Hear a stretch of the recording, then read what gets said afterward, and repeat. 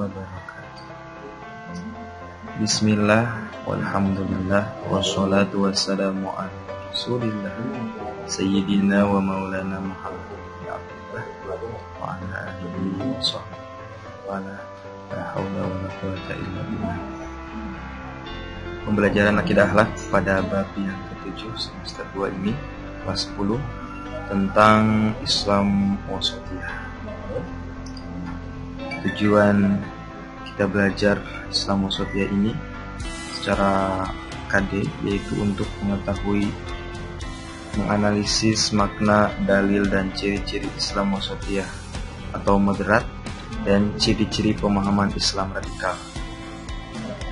Mari kita melihat peta konsep. Di sini ada Islam wasatiyah, makna, dalil, ciri-ciri Islam wasatiyah, kemudian ciri radikalisme. Setelah kita mempelajari materi ini, tujuannya adalah untuk membentuk sikap.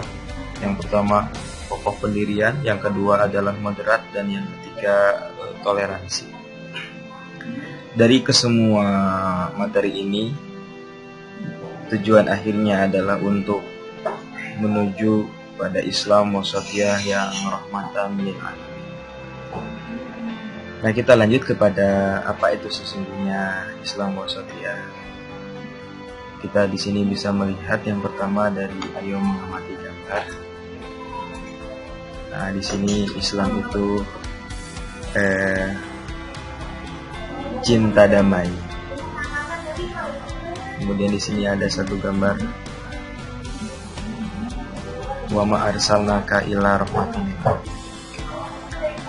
Silahkan kepada anak-anak sekalian kelas 10 untuk membuat komentar ataupun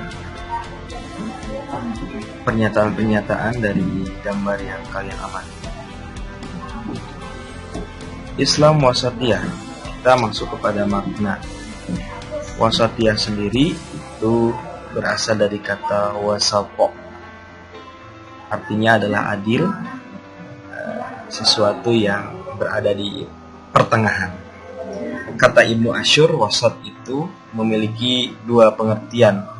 Yang pertama, wasat itu adalah sesuatu yang ukurannya sebanding. Ibnu Asyur lebih lanjut menyatakan secara terminologi bahasa, wasat adalah nilai-nilai Islam yang dibangun atas dasar pola pikir yang lurus dan pertengahan. Cirinya adalah tidak berlebihan dalam hal tertentu. Jika kita melihat gambar yang ada di buku digital, di sini ada satu gambar bersikap pertengahan dalam beragama. Nah, al-wasat itu posisinya berada di tengah. Sementara di kanan itu terlalu berlebihan, bahasa Arabnya gulu, dan yang di kiri itu meremehkan, bahasa Arabnya taksir. Dengan demikian, Islam wasatiyah adalah Islam tengah di antara dua titik ekstrim yang saling berlawanan, yaitu antara taksir, meremehkan, dan gulu, berlebih-lebihan, atau antara liberalisme dan radikalisme. Yang tadi sudah disinggung di peta konsep, itu ada Islam radikalisme. Di sini ya, nanti akan dibahas ciri-ciri radikalisme. Nah, lanjut kepada satu keterangan hadis riwayat Baihaqi. Rasulullah SAW bersabda, amrom baina amroini wa khairu umuri awsatuha. Pilihlah perkara yang berada di antara dua hal, dan sebaik-baik persoalan adalah sikap paling moderat atau tengah. Selanjutnya, pada pengertian Islam wasatiyah itu dikenal dengan Islam yang moderat. Kementerian Agama Republik Indonesia sejak Pak Lukman Hakim Saifuddin sampai sekarang, Gus Menteri itu terus menjalankan moderasi beragama. Termasuk ini ada pada materi di bab yang ke-7 ini. Islam moderat adalah Islam yang cinta damai, toleran, menerima perubahan demi kemaslahatan, perubahan fatwa karena situasi dan kondisi, dan perbedaan penetapan hukum karena perbedaan kondisi dan psikologi seseorang. Jadi Islam moderat ini adalah Islam yang adil dan bijaksana. Nah, Kata-kata wasato itu sendiri itu tercantum dalam Quran surah Al-Baqarah ayat 143. Allah Subhanahu wa taala berfirman, "A'udzubillahi minasyaitonir rajim. Wa kadzalika ja'alnakum ummatan wasatan litakunu syuhada'a 'alan nasi wa yakuna ar-rasulu 'alaikum syahida." Yang artinya adalah, dan demikian pula kami telah menjadikan kamu umat Islam, umat yang wasat. Wasat di sini adalah adil dan pilihan agar kamu menjadi saksi atas perbuatan manusia dan agar Rasul Muhammad menjadi saksi atas perbuatan kamu. Surah Al-Baqarah ayat 143. Allahu a'lam bimuradi. Namun di sini secara arti demikian tadi sudah disampaikan. Nah, umatan wasaton pada surah Al-Baqarah ayat 143 ini adalah umat yang adil dan terpilih. Maksudnya adalah umat yang paling sempurna agamanya, paling baik akhlaknya, dan paling utama amalnya.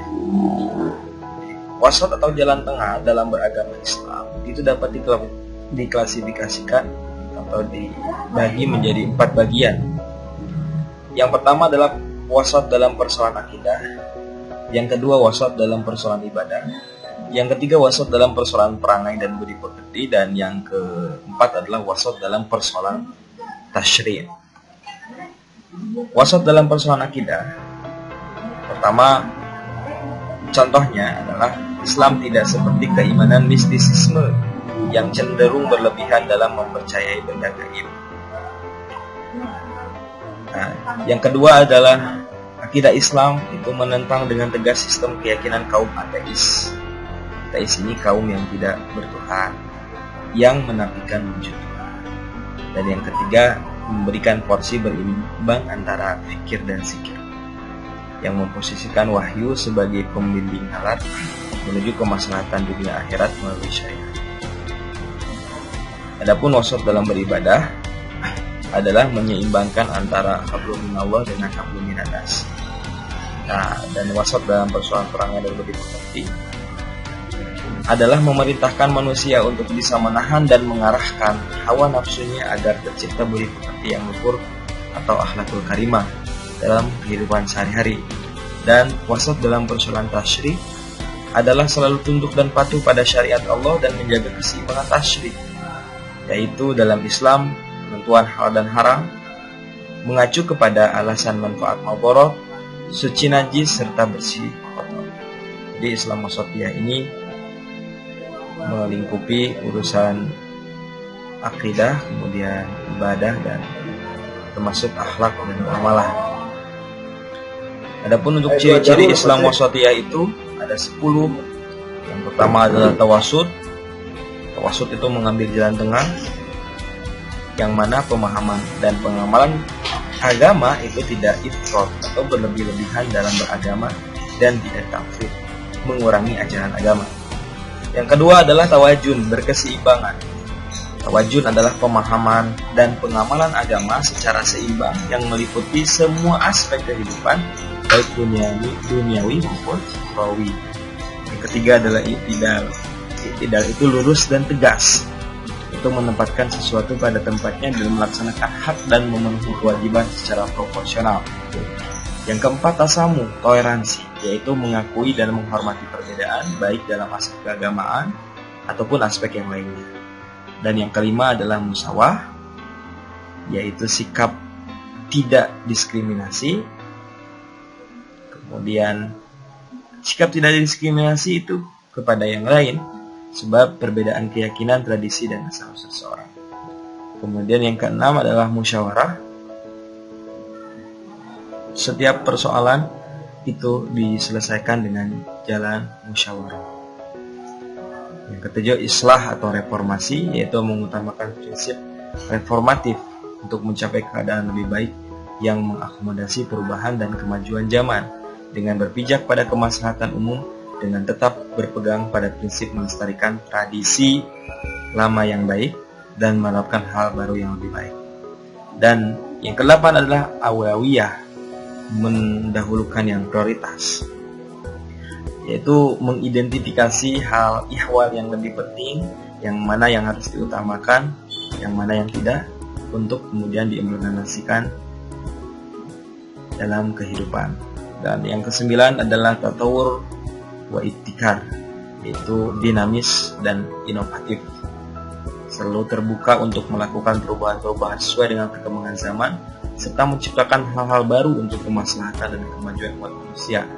Dan yang ke-10 adalah tahadur, berkeadaban, yaitu menjunjung tinggi akhlak mulia, karakter, identitas, dan integrasi sebagai khair ummah, atau sebagai sebaik-baik umat dalam kehidupan kemanusiaan dan peradaban.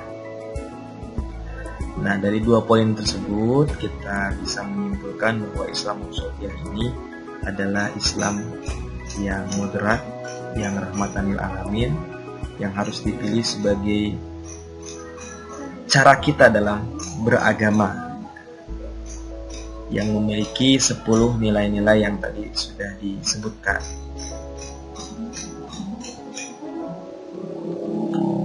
Lanjut kepada poin yang ketiga, yaitu Islam Wasatiyah sebagai rahmatan lil alamin. Nah, ini adalah satu problematika bahwa dewasa ini kita dihadapkan dengan kemunculan kelompok Islam yang intoleran, kemudian eksklusif, kemudian mudah mengkafirkan orang lain, kaku.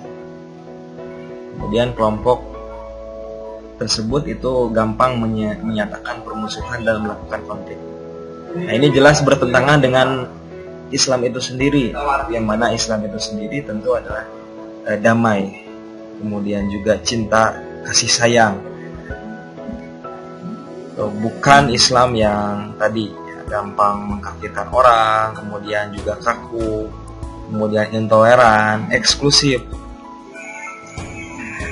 Islam diajarkan oleh Kanjeng Nabi Muhammad SAW dengan penuh kedamaian. Kemudian di sini ada juga kemunculan Islam yang cenderung liberal dan pesimis. Nah, maka kedua kelompok tersebut itu tergolong kelompok yang ekstrim kanan, ya, dan yang kedua adalah ekstrim kiri. Jadi Islam moderat itu ada di tengah-tengah. Jadi menurut buku Kementerian Agama ini, Islam yang kanan dan yang kiri, tataruf, yamin, dan yasar, itu bertentangan dengan wujud ideal dalam mengimplementasikan ajaran Islam di Indonesia, bahkan di dunia. Sehingga bagi kita bangsa Indonesia khususnya, menolak pemikiran atau paham keagamaan dan ideologi serta gerakan kedua kelompok tersebut.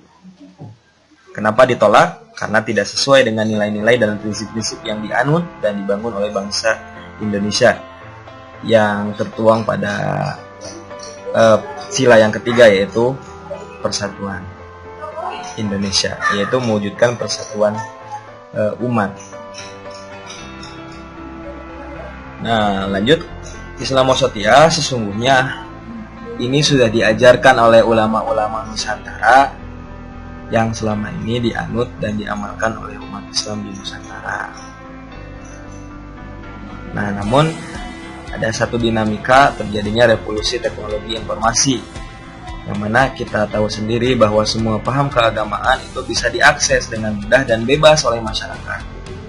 Di YouTube ataupun di media-media sosial lainnya itu sangat mudah ditemukan bagaimana para pendakwah yang pendakwah agama itu mengajarkan ajaran-ajarannya. Namun kita harus memilih mana pendakwah yang tadi ya moderat, mana yang tidak. Jadi yang dipilih itu yang moderat. Ajaran-ajaran keagamaan yang itu disampaikan dengan adanya revolusi teknologi informasi, kemudian juga bebas akses oleh masyarakat, maka mulailah ajaran keagamaan yang awalnya tidak dikenal di Indonesia dan berkembang di negara lain mulai masuk dan diajarkan di Indonesia.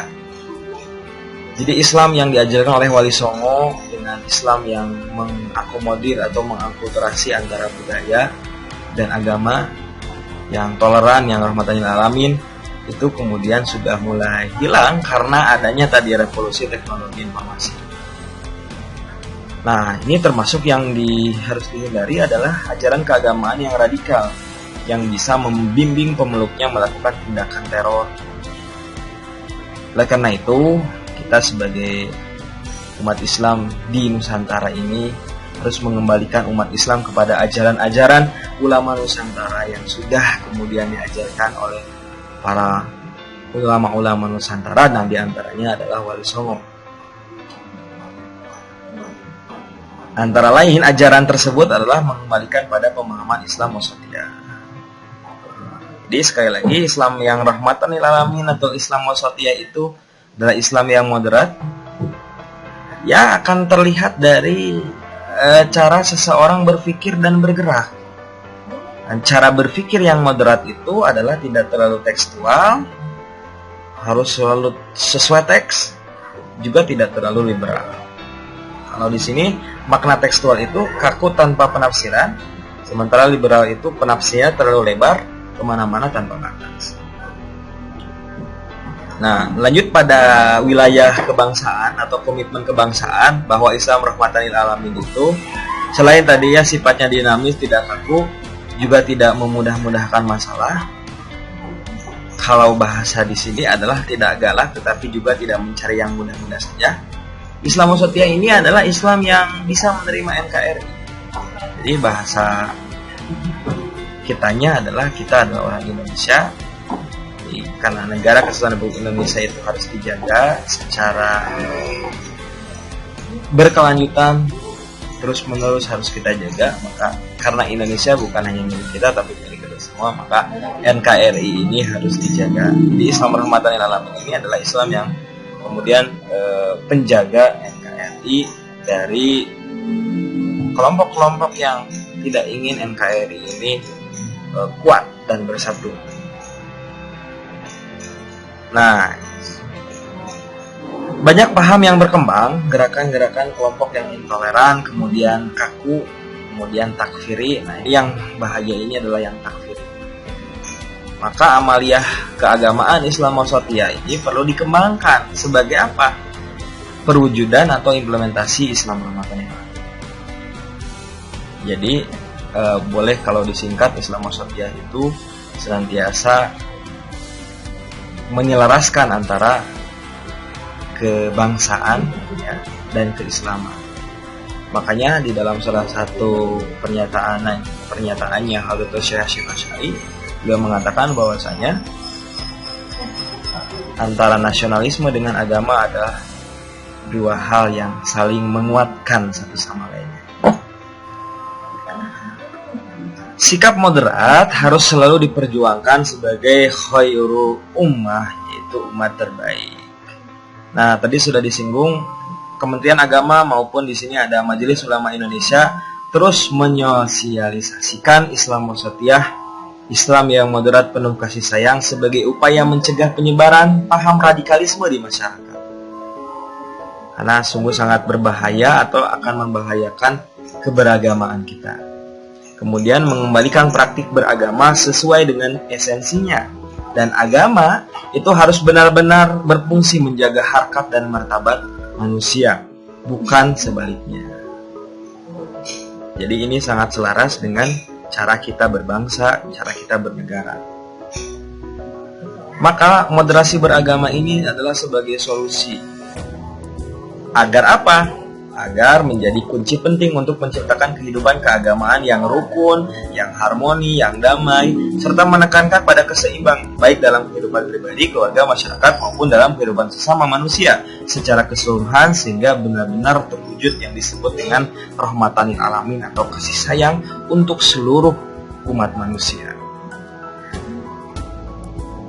Nah, itu yang dapat kira-kira itu yang dapat Bapak sampaikan dalam pembelajaran tentang Islam wasatiyah ini. Memang agak sedikit berat materinya, tapi memang kita harus terus mencoba untuk memahaminya agar kita tujuannya tadi ya untuk paham terhadap kondisi bangsa dan negara saat ini. Kemudian dengan cara tadi Islam wasatiyah itu harus diimplementasikan dalam kehidupan sehari-hari. Nah, kalau dalam lingkungan sekolah atau lingkungan madrasah, ya tentu Islam wasatiyah ini juga harus dilakukan dari mulai lingkungan kita terdekat, yaitu di madrasah, kemudian di lingkungan rumah, dan lebih luas lagi di masyarakat. Dengan 10 nilai-nilai tadi, marilah kita terus menyuarakan dan marilah terus kita melaksanakan ajaran Islam yang wasatiyah, rahmatan lil alamin. Nah, untuk demikian untuk pembahasan kita pada hari ini. Untuk minggu depan di pembelajaran online selanjutnya kita akan bahas tentang apa itu radikalisme, maknanya, kemudian ciri-cirinya, dan nanti akan bahas tentang bagaimana Islam itu menentang radikalisme, karena akan membahayakan selain keutuhan negara juga adalah keutuhan atau persatuan umat Islam itu sendiri. Itu yang dapat Bapak sampaikan. Mohon maaf bila ada kesalahan. Dan untuk tugasnya adalah silahkan kalian kerjakan latihan kerja siswa LKS di bab kedua semester 2 ini, atau di bab, kalau tadi di buku digital ini bab 7, kalau di LKS itu bab 2 setelah Asmaul Husna. Kerjakan LKS-nya sebagai tindak lanjutnya. Demikian yang dapat Bapak sampaikan. Wallahul muwaffiq ila aqwamit thoriq. Assalamualaikum warahmatullahi wabarakatuh.